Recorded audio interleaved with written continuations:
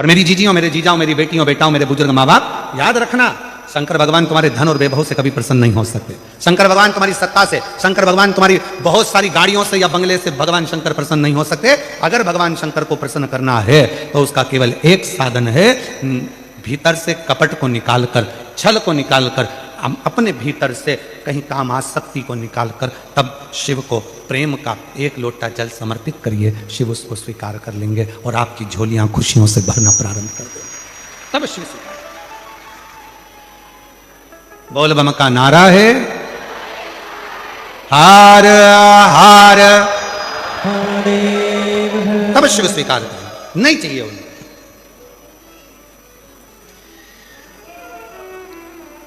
कुछ मत दो। अभी हमने मुंबई की कथा में कहा था कि सूरत में एक मंदिर ऐसा भी है जहां भगवान शंकर को क्या चढ़ता है? अरे जम के तो बोलो, केकड़ा। कौन कौन गए आप लोग दर्शन करने के लिए? गए हो आप लोग? अरे वाह, प्रणाम आपको, नमन।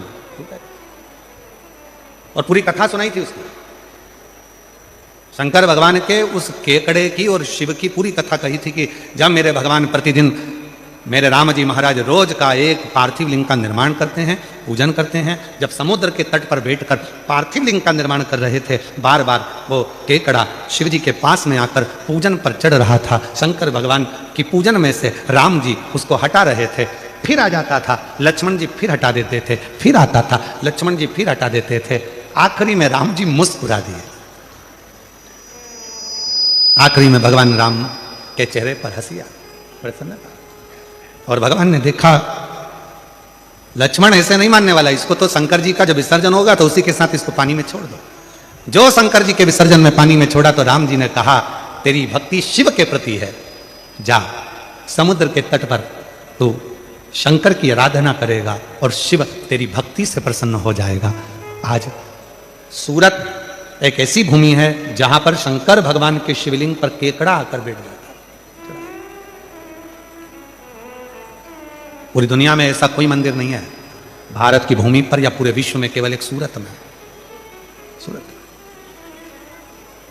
अब जरा विचार करो, जो केकड़े को चढ़ाने पर भी केकड़े का उद्धार कर देता है, तो कोई चाहे 2 कौड़ी का हो, चाहे करोड़ों का हो, वो सब करोड़पति का भी उद्धार कर देता है, 2 कौड़ी का भी उद्धार सबका। छोटू भाई, कभी कभी इतने अच्छे अच्छे मंदिरों को देखकर, जो उस नगर में रहता है ना, उनको देख देख के हमको जलन होती है। काय मिश्रा जी, ठीक है, कभी कभी अंदर से जलन होती है। बताओ, इतने अच्छे, कहां शंकर का वो स्थान कि केकड़ा भी चढ़े तो उद्धार, पशु पक्षी भी अगर आकर खड़ा हो जाए तो उद्धार। ऐसा शिवलिंग सूरत नगर में, ऐसा शिवलिंग। तो कभी कभी मन में आता है कितनी कृपा सूरत वासियों पर मेरे भोलेनाथ ने कर रखी है कि भगवान शंकर की कृपा आप सब पर बनी हुई है, जो इतने नजदीक में रहकर शिव की इतनी आराधना करते, साधना करते। और हो सकता है कोई पिछले जन्म के अच्छे कर्म मुझे बाबा तेरा, कोई पिछले जन्म के अच्छे कर्म मुझे बाबा तेरा, जहां सारी दुनिया झुकती है, जहां सारी दुनिया झुकती है, मुझे वो आली दरबार मिला, दरबार मिला। कोई पिछले जन्म के अच्छे कर्म मुझे बाबा तेरा साथ मिला। कोई पूर्व का अच्छा कर्म होगा जिसके कारणवश भगवान शंकर ने कृपा करी, शिव जी ने करुणा करी, शिव ने दया करी।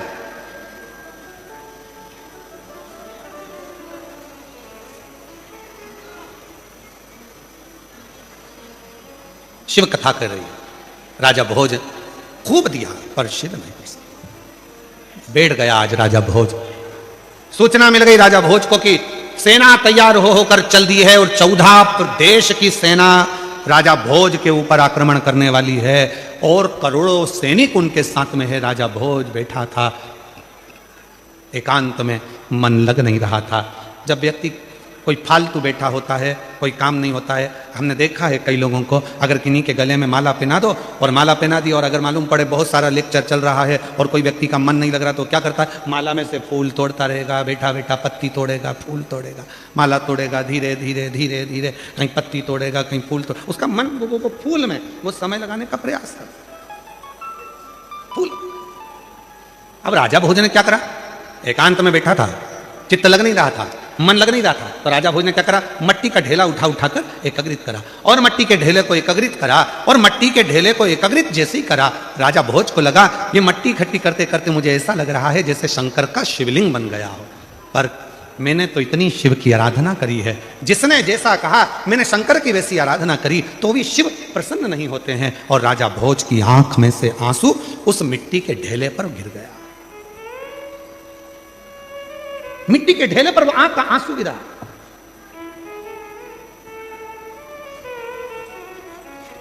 ना जाने शिव जी को जल से इतनी प्रेम क्यों है। मेरे भगवान शंकर को जल तत्व से जितना प्रेम है उतना प्रेम किसी से, इसलिए शायद शंकर भगवान ने अपने मस्तक पर गंगा को रख रखा। इसलिए शिवजी महाराज ने, भगवान शंकर ने अपनी 5 बेटियों को अपने मस्तक पर जल की धार लगाने के लिए रख रखा है। जया, विषहरा, शामरी बारी, दौतली, देव। शिव जी की 5 लड़कियां ऊपर से बूंद बूंद पानी टपकाती रहती। शिव जी के ऊपर जो जलाधारी होती है जिसमें से पानी गिरता रहता है वो शंकर जी की 5 लड़कियां हैं, जिसमें से पानी शंकर जी के ऊपर बूंद बूंद गिरता है। 5 लड़कियों का नाम क्या है, साथ में बोलिएंगे सभी लोग। जया, विषहरा, शामली बारी, दौतली, देव। ये शंकर जी की 5 लड़कियां।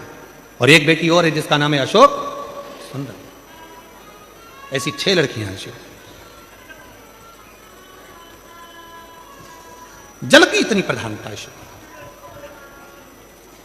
अश्रु गिरा, गिरते से ही शंकर भगवान की दृष्टि पड़ गई। शिव महापुराण की विद्येश्वर संहिता कहती है जब शंकर भगवान पर हमारे घर का जल गिरता है, चढ़ता है, हमारे घर का जल जब शिव जी के ऊपर समर्पित होता है तो शिव की दृष्टि हमारे ऊपर होती जरूर है। शंकर भगवान हमको एक बार देखते जरूर, दृष्टि जरूर। उसका प्रमाण क्या है, एक पत्र है, अच्छा है, देखिए।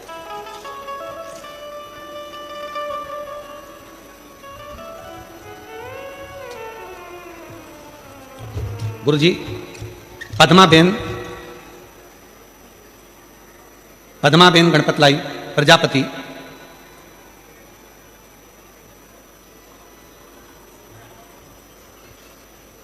ये बड़ोदरा लिखा है कि मोड़ोदरा लिखा है? मोड़ादरा। तुम समझ गए, बस जान दो।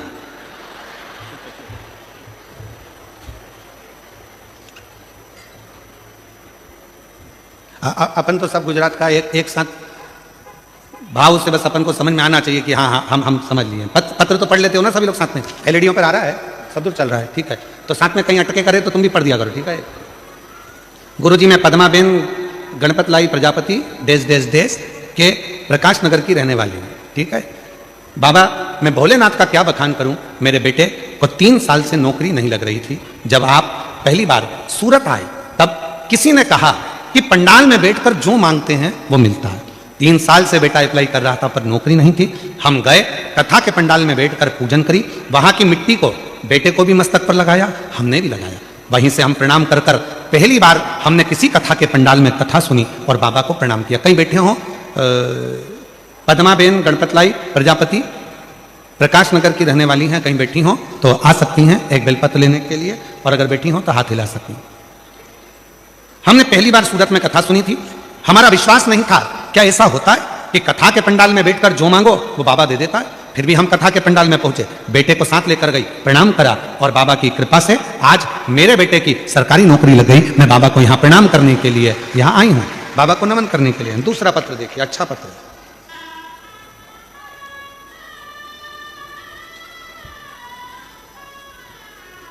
मैं वर्षा जितेंद्र पाटिल, मैं चलथान की रहने वाली हूं। अरे दिखाओ तो क्लोज करके, इसको क्लोज कर दो तो ये लोग पढ़ लेंगे, ठीक है। क्या लिखा है? हाँ, मतलब हम सही बोले? ठीक है, फिर तो आपके वाले हो गए। चलथान की रहने वाली हूं, मेरा मोबाइल नंबर ये है। मैं क्या गुणगान करूं गुरुदेव। बाबा भोलेनाथ की कृपा से शंकर का कंकर शंकर पूजन कर कर आई। गुरुदेव, मेरा बेटा अभिषेक जितेंद्र पाटिल, सरकारी नौकरी के लिए मैंने बाबा से प्रार्थना करी थी और बाबा ने ऐसी कृपा करी कि मेरे बेटे का सिलेक्शन इंडियन आर्मी में हो गया। मैं बाबा को यहाँ प्रणाम करने के लिए आया हूँ। गुरुदेव, मेरे एक बेटे की नौकरी लग गई, पर मन में लालच भरा गया। मैंने सोचा जब बाबा एक जगह कथा के पंडाल में सब कुछ दे सकता है तो बाबा हमारे सूरत में आया। जब सूरत में आया तो मैंने अपने दूसरे बेटे के लिए नौकरी मांगी और बाबा ने ऐसी कृपा कर दी कि मेरे बेटे का सिलेक्शन भारतीय वायुसेना के उच्च पदाधिकारी के पद पर हो गया। मैं बाबा को यहां प्रणाम करने के लिए आई हूं। कहीं बैठी हो? आप ही हैं? आ जाइए, आ जाओ। तीसरा पत्र। मेरा नाम सो प्रमीला बाई भानुदास मराठे, मैं सूरत की रहने वाली हूं। कहीं बैठी हो तो हाथ हिला सकती हैं। अगर कहीं बैठी हो तो हाथ हिला सकती हैं और बेलपत्र लेने के लिए आ सकती हैं। मैं उधना 113 दत्तात्रेय नगर में रहती हूँ। मेरा बेटा वैभव भानुदास मराठे आर्मी की भर्ती की तैयारी कई सालों से कर रहा था, पर किन्हीं कारणों से उसका हो नहीं पा रहा था। बाबा की कृपा से जब सूरत की कथा हुई, मैंने पंडाल में बैठकर जब सूरत की कथा हुई तो पंडाल में बैठकर बाबा से कहा, बाबा भोले भंडारी, मेरे बेटे का बहुत मेहनत कर रहा है, आप उससे हिम्मत दिकर और सिलेक्शन करवा दीजिए। और बाबा की ऐसी कृपा हुई, आज मेरे बेटे की इंडियन आर्मी में सिलेक्शन हो गया। मैं बाबा को यहाँ प्रणाम करने आई हूँ। उसका फोटो भी लगा रही हूँ, उसका फोटो भी लगा रही हूँ। भगवान शंकर को अपने मन का भाव क्या कह रहे, भगवान शिव को अपने हृदय का भाव क्या कह रहे। अभी माननीय मंत्री महोदय कह रहे थे जल के लिए, पर्यावरण के लिए। मैं उनको भी बताऊं कि हमारी विठलेश सेवा समिति कुबेरेश्वर धाम सीहोर इस वर्ष जो महाशिवरात्रि आ रही है, उस महाशिवरात्रि को ग्रीन शिवरात्रि का नाम दिया है, जिसमें प्रत्येक घर से एक बेलपत्र का पौधा पूरे विश्व में लोग लगा रहे हैं और उस पौधे को रोपित कर रहे हैं उस शिवरात्रि के दिन। कहते हैं शिवरात्रि के दिन लगाया गया पौधा हमारे घर का वंश बढ़ाता है। इसलिए महाशिवरात्रि के दिन इस ग्रीन शिवरात्रि को मनाएंगे आप और हम सब, और वृक्षारोपण कर कर पूरी पृथ्वी को हरा भरा करेंगे। और जो 12 महीने शिवरात्रि आती है, उस 12 महीने की शिवरात्रि पर उस वृक्ष को जल अवश्य चढ़ाएंगे, जिससे हमारे 12 महीने बाबा देवादिदेव महादेव की शरण में निकले और हमारा जीवन सार्थक हो। शिव तत्व कह रहा है, राजा भोज की कथा कर रही है। महाराज मिट्टी के ढेले पर अश्रु गिर गया, राजा भोज समझ नहीं पाया, ध्यान नहीं गया, बस दुखी थे अंदर से, नैनों से नीर बह रहा था, आंखों में से आंसू निकल रहे थे। और जब नैनों में से नीर बह रहा है, वो अश्रु जब मिट्टी के ढेले पर गिरे, तभी मेरे भगवान शिव का ध्यान गया। कई लोग कहते हैं गुरुजी शंकर भगवान पे हम जल चढ़ाते हैं और आप कहते हो शिव जी हमारे मन की बात सुनते हैं, तो केवल जल चढ़ाने से बाबा भोलेनाथ मन की बात कैसे सुन लेते? केवल जल चढ़ाने से? शिव महापुराण की विद्धेश्वर संहिता में वर्णन आता है कि जब हम भगवान शंकर को जल जैसे ही चढ़ाते, जैसे कोई व्यक्ति बेसुध है, उसकी शुद्धता नहीं है, और हमने जैसे जल का छींटा दिया, उसकी आंखें खुली और उन्होंने देखा, उसी तरह जब हम अपने घर का जल एक लोटा लेकर जाते हैं और शंकर भगवान को जब समर्पित करते हैं, तो एकदम भगवान शिव का ध्यान हमारी ओर जाता है और हम कैसे भी जीव हों तो भी भगवान देवादिदेव महादेव हमारा कल्याण कर देते हैं, कैसे भी जीव। आइए आ जाओ।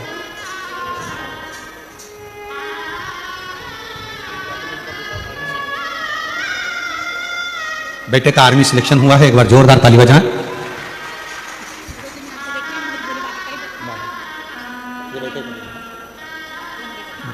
एक बेटे का इंडियन आर्मी में, एक का वायुसेना में उच्च पद पर सिलेक्शन हुआ है। एक बार जोरदार ताली बजाकर आप सभी उनका साधुवाद करिए। आइए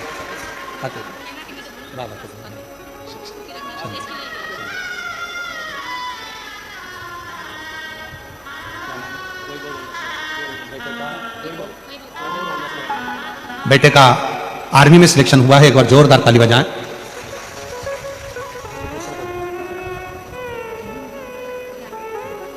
शंभो शरणे मांगू घड़ी दुख काटो दया करी दर्शन ओ शंभो शरणे मांगू घड़ी दुख काटो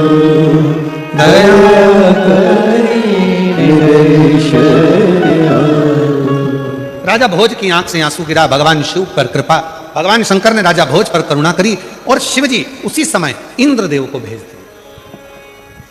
इंद्रदेव ने एक वृद्ध बूढ़े का रूप रखा और बूढ़े का रूप रखकर इंद्रदेव पहुंच गए तुरंत राजा भोज के यहाँ। राजा भोज एकांत में बैठे हुए, आंखों से आंसू बह रहा था, मिट्टी का ढेला था। जैसे ही पहुंचते से राजा भोज को इंद्रदेव ने देखा और इंद्रदेव को देखकर तुरंत इंद्रदेव ने राजा भोज को देखा तो राजा भोज की दृष्टि जैसे ही कोई बूढ़ा है, मस्तक पर तिलक लगा है, कंधे पर यज्ञोपवीत पड़ा है, हाथ में एक लकुटी डंडा पकड़ा हुआ है। पूछा, ए बाबा कौन हो?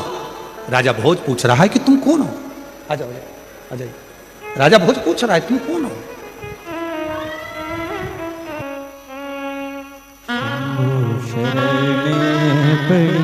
मांगो घड़ी रे घड़ी दुख काटो दया करी दर्शन। दीदी कह रही है हिंदी में लिखना नहीं आता, बताना तो बहुत कुछ था। बेटे का शादी भी पक्का हो गया, सरकारी नौकरी भी लग गया और बाबा की कृपा से सब कार्य हो गया। बधाई, जोरदार ताली हो जाए एक बार। साधु पूछा आप कौन हो? राजा भोज ने पूछा। इंद्रदेव बोले भैया मैं ब्राह्मण हूं, यहां से निकल कर जा रहा था, आपको देखा एकांत में बैठे हुए तो पूछने आ गया कि बात क्या है। राजा भोज कुछ नहीं बोले, बस नैनों से नीर गिर रहा था। इतने में इंद्रदेव ने तुरंत कहा, राजा भोज अगर इतने दुखी हो, इतनी तकलीफ आपकी जिंदगी में है तो शिव की आराधना क्यों नहीं करते? राजा भोज आंख के आंसू पोंछते हुए बोले, बाबा शंकर भगवान की आराधना करता रहा, मैंने माणिक मोती हीरा पन्ना सब कुछ शिव जी को समर्पित करा, फिर भी मेरे शंकर भगवान मुझ पर प्रसन्न नहीं होते हैं। 14 देश के राजाओं ने मेरे ऊपर आक्रमण कर दिया है और मेरे पास इतनी सेना नहीं है, मैं कैसे युद्ध लड़ूंगा, क्या करूंगा? अब तो लगता है कि सब कुछ समाप्त हो जाएगा। तब इंद्रदेव जो बूढ़े का रूप रखकर आए थे उन्होंने कहा, राजा भोज अभी तक तूने शंकर भगवान को माणिक दिए, अभी तक तूने शंकर भगवान को रतन दिया, अभी तक तूने शंकर भगवान को हीरा पन्ना दिया, अब एक काम कर, शिव जी प्रसन्न हो जाते हैं एक चुटकी भस्म से। केवल एक चुटकी भस्म तू शंकर भगवान को चढ़ा दे। क्या शिव जी को रतन नहीं चाहिए? नहीं, माणिक मोती नहीं, अंबर पीतांबर कुछ नहीं, बस शंकर भगवान को भस्म प्रिय है। क्यों प्रिय है? क्योंकि शंकर भगवान की अर्धांगिनी माता सती जब जलकर भस्म हुई थी, उस राख को मेरे शंकर भगवान ने अपने तन पर धारण कर लिया था और वो भस्म शिव को इतनी प्रिय हो गई कि दुनिया का कोई व्यक्ति एक चुटकी भस्म भी अगर शिव को चढ़ा देता है तो शंकर भगवान उसके कष्टों को, उसके दुखों को समाप्त कर देते हैं। इतनी कृपा शिव कर देते, इतनी कृपा। ठीक है, गए। राजा भोज ने एक क्षण की देरी नहीं करी, क्योंकि 14 देश की सेना चारों तरफ से आ रही थी और राजा भोज ने थोड़ी सी भस्म उठाकर भगवान देवादिदेव महादेव को समर्पित कर दी। भस्म चढ़ी, राजा ने अपने शरीर पर 11 स्थानों पर भस्म को लगा लिया और वो भस्म लगाकर राजा भोज जब तलवार लेकर अपनी सेना को साथ लेकर चारों तरफ राज्य में जब खड़ा हो गया, शिव की ऐसी कृपा हुई कि जहां जहां मस्तक पर लगी हुई भस्म का कण गिर रहा था, जो सेना आ रही थी उसका पांव आगे बढ़ ही नहीं पा रहा था। जो सेना आ रही है उसका पांव ही नहीं बढ़ पा रहा, वो सेना आगे ही नहीं बढ़ पा रही। 14 देश के राजा हार कर चले गए। राजा भोज बैठे थे। आज देवादिदेव महादेव को साधुवाद देने लगे, बाबा इतने बड़ी सेना को हराना यह किसी के बस की बात नहीं है, पर बाबा अगर इतनी बड़ी सेना को अगर हराया है और इतना बड़ा विजय अगर मुझे प्रदान करी है तो केवल वो तुम्हारे भस्म ने करी है, केवल तुम्हारे भस्म। इसलिए मेरी जीजियों, कभी कभी जब आपको ऐसा लगने लगे कि बहुत अकेली हूं, सबने साथ छोड़ दिया, कोई मेरा साथ नहीं देता, परिवार नाते रिश्ते कुटुंब कबीले सब मुझे छोड़ दिए, तब शंकर के मंदिर में जब आप बैठे हो या जल चढ़ा रहे हो तो वहाँ की जो रज है, वहाँ की जो मिट्टी है, वहाँ का जो कण है, वहाँ की जो रज है, मिट्टी है, उसको भी अगर अपने मस्तक पर चढ़ाओगे तो निश्चित है उस रज में ना जाने कौन सा शिव भक्त अपने मस्तक पर त्रिपुंड लगाकर आया होगा, शरीर पर भस्म लगाकर आया होगा। वो भस्म की कण जमीन पर गिरी होगी, वो कण जब हमारे शरीर पर लगेगी तो निश्चित है कि तुम्हारा दुख कटेगा जरूर, वो दुख समाप्त जरूर, दुख समाप्त। वो भस्म चपटी भभूत में है खजाना, जो तन पर भस्म चढ़ रही है। भगवान हुआ क्या, शिव महापुराण में महत्व में वर्णन आता है, एक देवराज नामक का ब्राह्मण जो कभी ब्राह्मण कुल में रहने के बाद भी ब्राह्मण कर्म नहीं कर पाया, जिसने कभी ना वेद पढ़ा, ना शास्त्र पढ़ा, ना कोई क्रम करा, ना कोई पाठ पूजन करी, ना कभी शंकर के मंदिर में गया, फिर भी वो देवराज मरा तो उसको लेने के लिए देवाधिदेव महादेव आ गए और नंदी पर बिठाकर लेकर गए। क्यों, किस लिए, क्या कारण था? केवल एक कारण, देवराज नाम के ब्राह्मण की माता शिव के मंदिर में जाती थी, शंकर के मंदिर में झाड़ू लगाती थी, शंकर के मंदिर में पोछा लगाती थी, शंकर के मंदिर में जल चढ़ाती थी, शंकर के मंदिर में जाकर आराधना करती थी। और वो देवराज नाम का ब्राह्मण जो ब्राह्मण कुल में जन्मा था, ब्राह्मण के घर में जन्म लेने के बाद भी ब्राह्मण कर्म नहीं कर पाया, ब्राह्मण कर्म से वंचित रह गया, चोरी करता, घर में अच्छी पत्नी थी, बच्चे थे, कुटुंब था, इसके बाद भी पर स्त्री का गमन करने गया और एक दूसरी स्त्री के कहने पर रानी के गले का हार चुरा कर लेकर आ गया।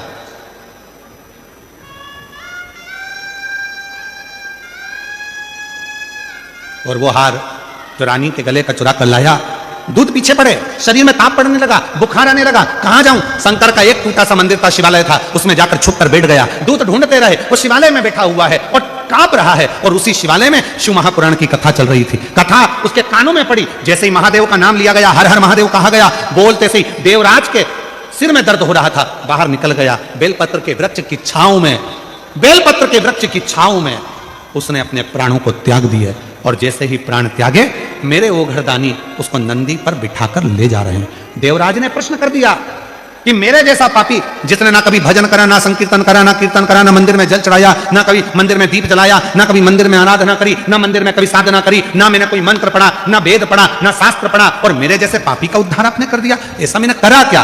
तब भगवान देवाधिदेव महादेव ने डमरू का नाद कर कर कहा, देवराज तूने कुछ नहीं करा, पर तेरी माता मंदिर जाती थी, जल चढ़ाती थी और जब घर आती थी उसके शरीर में, उसके कपड़ों में, उसके शरीर में मंदिर की मिट्टी, मंदिर की रज, मंदिर का जल उसके शरीर में लग जाता था और वो जब घर आती थी वो रज उसके घर में चारों तरफ फैल जाती थी। उस रज के छूने से तेरी बुद्धि सही हो गई और तू चोरी का धन लेकर भी शंकर के मंदिर में चले गया और वहां तेरा उद्धार हो गया। वो रज में इतनी महत्व,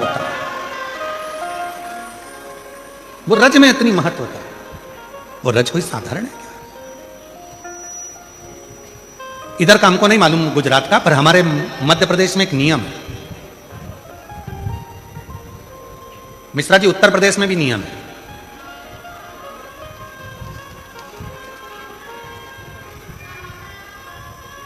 इधर गुजरात का छोटू भाई हमको नहीं मालूम है, परंतु हमारे उधर मध्य प्रदेश में, उत्तर प्रदेश में, सिंगर जी तुम कहाँ के हो हमें नहीं मालूम, तुम भी उत्तर प्रदेश के हो क्या? हाँ, तो तुम्हारे कोई मालूम होगा।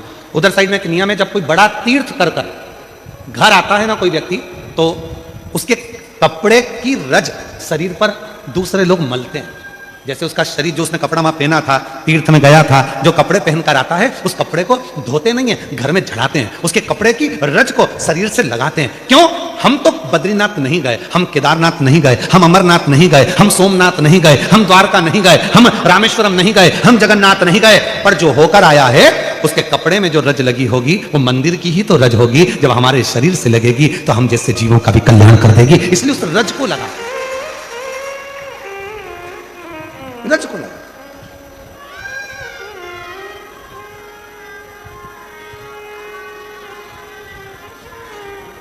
कोई बहुत बड़े, कोई गमी में गया, दुख में गया, हॉस्पिटल गया, तो उसके कपड़ों को धो दिया जाता है। पर कोई तीर्थ गया, कोई भगवान की अविरल भक्ति करने गया, उसके कपड़ों को धोते नहीं, उसके कपड़ों को तो झड़ाते हैं। पूरे घर के अंदर उसको झटकारा जाता है कि इसके शरीर में जो कण लगा है, इसके शरीर में जो तीर्थ की रज लगी है, वो रज हमारे जीव को, हमको प्राप्त हो।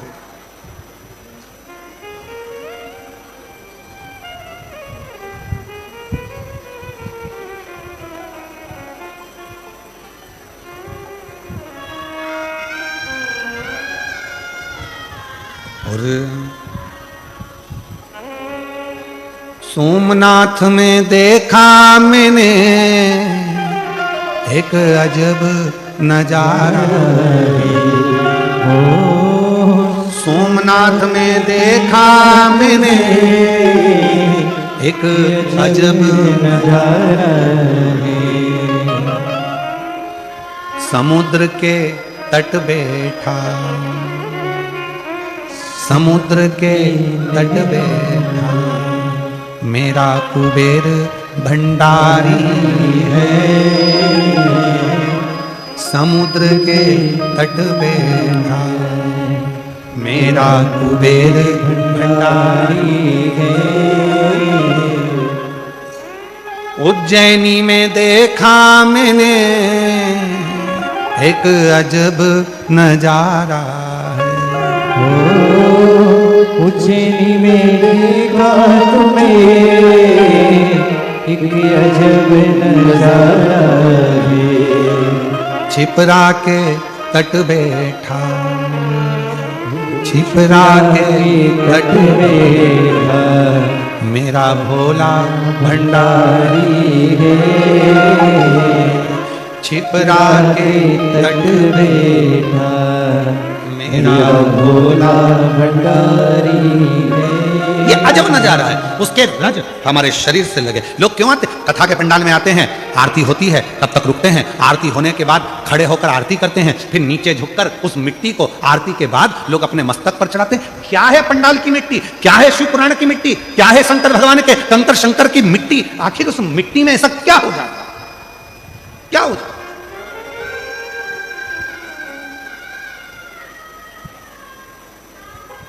25-25, 30 साल तक औलाद नहीं हुई, लगा ली मिट्टी गर्भ से। क्या है उस मिट्टी में? क्या?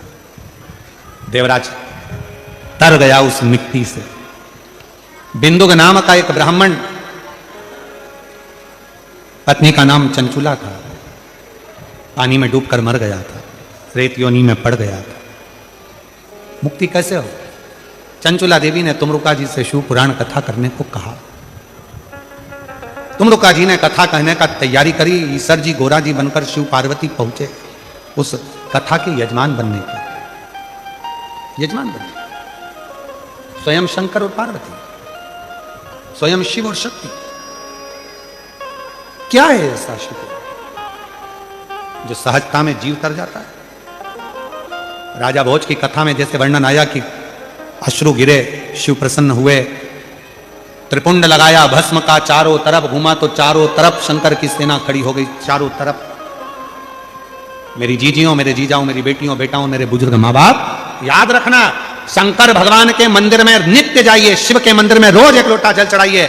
और अगर मंदिर के अंदर भी प्रवेश ना कर पाओ तो मंदिर के शिखर का दर्शन कर लीजिए। और इतना भी ना कर पाओ तो जहां शंकर का मंदिर है उसके सामने से निकलकर चले जाओ, तो हो सकता है हवा चलेगी, धूल उड़ेगी, और कोई भक्त शंकर के मंदिर से निकल कर गया होगा तो शिव के मंदिर की धूल हमारे शरीर पर चढ़ेगी, तो हमारा भी उद्धार हो जाएगा, उस रज से हमारी मुक्ति हो जाएगी। वो रज कृपा कर जाए, जल की मूल लगा। एक भस्म का त्रिपुंड राजा भोज को बचा लेता है। और वही कथा यहां कह रही है कि ईसर जी गोरा जी पधार रहे हैं। जोरदार ताली बजाकर स्वागत करें ईसर जी गोरा जी का। ईसर जी गोरा जी शिव महापुराण के कथा के यजमान बनते हैं। भगवान देवादिदेव महादेव की पवित्र कथा प्रारंभ होती है। बिंदुक प्रेत योनि में पड़ा हुआ इस कथा का लाभ लेता है। चंचुला देवी तुमरुका जी के मुख से कथा को श्रवण करती हैं और भगवान ईसर गोरा, शिव पार्वती, भगवान सुंदर ठाट के साथ में शिव महापुराण के यजमान पद ग्रहण करते हैं। आज कथा का प्रथम दिवस यहाँ सूरत नगर में जो कथा चल रही है, आज पहले दिन की कथा यहाँ विराम ले रही है और कल कथा का द्वितीय दिवस रहेगा। 2 बजे से 5 बजे तक ये कथाओं का क्रम रहेगा। भाव से श्रवण करें और अपने जीवन को सार्थक करें। ये कथा 10 जनवरी तक चलेगी, 2 बजे से 5 बजे तक। उसके बाद में 16 जनवरी से 22 जनवरी तक बड़ौदा गुजरात में शिव महापुराण की कथा दोपहर में 1 बजे से 4 बजे तक बड़ौदा गुजरात में रहेगी। उसके बाद में फिर वो कथा 22 जनवरी तक रहेगी। फिर 27 जनवरी से 5 दिवसीय शिव महापुराण की कथा प्रयागराज सतुआ बाबा शिविर में होगी, जिसको भाव से आप और हम सब माघ महीने में प्रयाग की पवित्र धारा से श्रवण करेंगे, त्रिवेणी के संगम से। हर हर